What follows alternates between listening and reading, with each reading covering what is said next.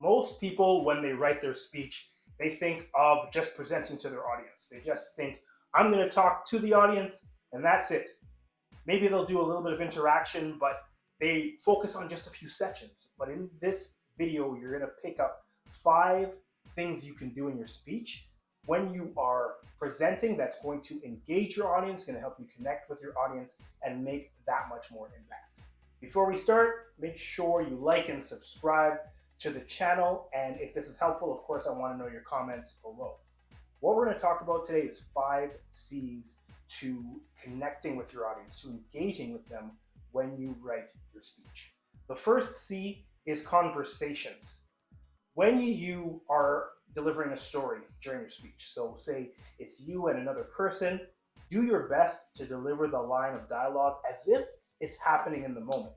For example, if I'm playing with my son and he says, Daddy, I want to go inside. I can say it version A. I can say, my son asked me to go inside. That's narrating what happened. A lot of speakers do that, but you can connect with people even more if you turn it into a real life conversation. Version B. I looked at my son, we were playing outside, and he looked at me and he said, Daddy, I want to go inside. You see the difference? Now I've turned it into a conversation. You're hearing my son's voice. You are in there with me. The first C is conversations. Ask yourself, is there an interaction between 2 people when I'm speaking? And can I turn it into dialogue as opposed to narrating? The next C is contemplation.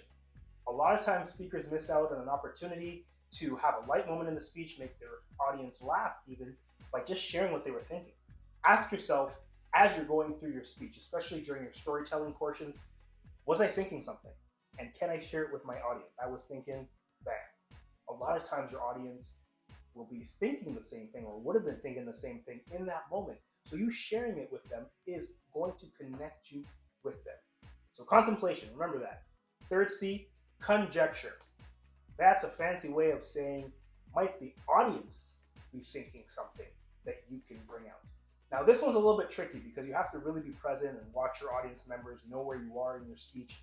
But if you can call it out, it makes it so funny. And there's a speaker, he passed away, his name is Keith Harrell, and he used to do that all the time, and he would write it into his speeches.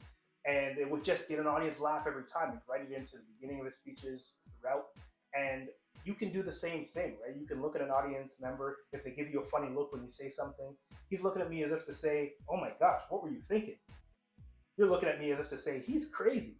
A lot of times you can find those moments. You can call out people and say, hey, listen, you're looking at me as if to say, you might be thinking, that is an opportunity to connect with your audience. You see, you can turn your speech into a conversation, not a monologue, but a dialogue with your audience. The next C is common quotes. Now, I say common quotes, but I want to add uncommon quotes as well. You want to use uncommon quotes if you're going to start your speech or if you're making a point, because a lot of times speakers will start with a common quote that everybody's heard before, and in their mind they're thinking, okay, I've heard that before, I've probably heard this whole speech before. So you want to be careful with how you use really common quotes, but what you can do to connect with your audience is use a common quote and say something like, Henry Ford said, whether you think you can or you think you can't, you're right. And a lot of times, if you say a common quote and you say it slow enough and you point to the audience, they might help you complete the line. And when the audience gets involved in your speech, anytime they get involved in your speech, they're going to connect with you at a greater level. So remember that.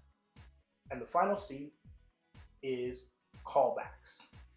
A lot of times speakers show up just when they're going to speak, right? So say there's a full day agenda, 9 to 5, your speech is at 12, you show up at 11:30.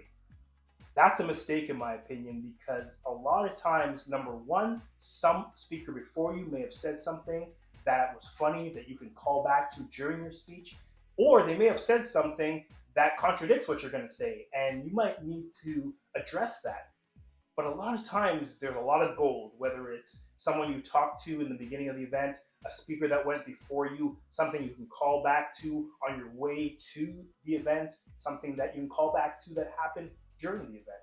There's so many opportunities to add an element of customization for that day to your speech by looking at what did another speaker say? Does someone laugh at something? Is there a callback that I can refer to?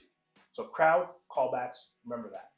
So remember those 5 C's when you're engaging with your audience.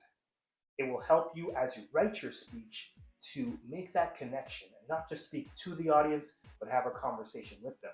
It'll calm you down and it will make a greater impact when you speak. If you found this helpful, make sure you like, subscribe, comment below, let me know what you think and what else you'd like help with. And remember, if you like this video, make sure you check out these other videos on the channel that will help you to become twice the speaker you are today.